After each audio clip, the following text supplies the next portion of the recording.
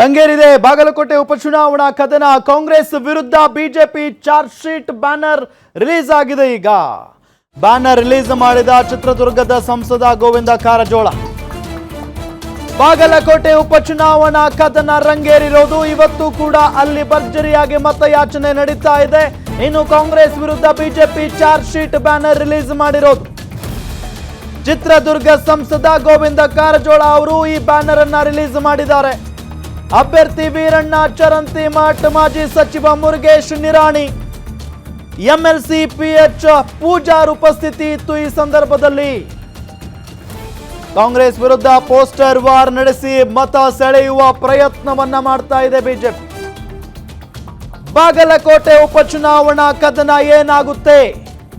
ಯಾರ ಪರವಾಗಿದೆ ಹೆಚ್ಚಿನ ಒಲವು? ಆ ಕ್ಷೇತ್ರದಲ್ಲಿ ಕಾಂಗ್ರೆಸ್ ಮತ್ತೆ ತನ್ನ ಧ್ವಜವನ್ನ ಕಟ್ಟುತ್ತಾ ಅನ್ನೋ ಪ್ರಶ್ನೆ ಅಂತೂ ಇದ್ದೇ ಇದೆ. ಎಸ್, ಇವತ್ತಿನ ದೃಶ್ಯಾವಳಿ ಇದು.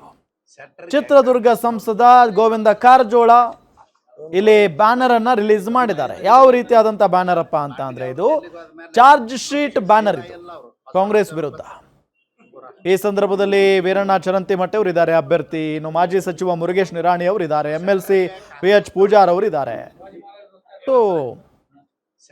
ಕಾರ್ಯಕರ್ತರ ಮುಂದೆ ಈ ರೀತಿಯಾಗಿ ಒಂದು ಚಾರ್ಜ್ ಶೀಟ್. ಬಾಂಡ್ಗೆ ಅವರು ಡೆಲ್ಲಿಗೆ ಹೋದ್ಮೇಲೆ ಸೀದಾ ಇಲ್ಲ ಅವರು ಬಸವರಾಜ್ ಅವ್ರಿಗೆ ಗೊತ್ತದ ಪೂರ.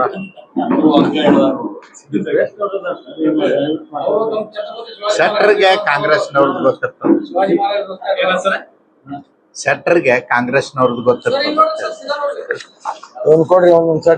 ಕನಸು ಬಿದ್ದ ಸಿದ್ದರಾಮಯ್ಯನವರು ರಾಜ್ಯದಲ್ಲಿ 8 ವರ್ಷ ಮುಖ್ಯಮಂತ್ರಿ, 17 ವರ್ಷ CLP ನಾಯಕರಾಗಿ 17 ಬಜೆಟ್ ಮಂಡಿಸುವಾಗ ಬಾಗಲಕೋಟೆ ಅಭಿವೃದ್ಧಿ ಬಗ್ಗೆ ಕನಸು ಬೀಳಲಿಲ್ಲ, ಕನಸು ಕಾಣಲಿಲ್ಲ.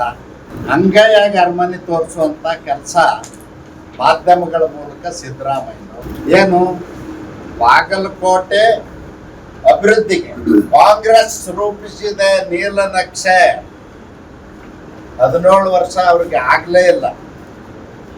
ಅದಕ್ಕೆ ಇಂಥ ಮಹಾ ಮೋಸಗಾರನ ನಂಬೇಡ್ರಿ.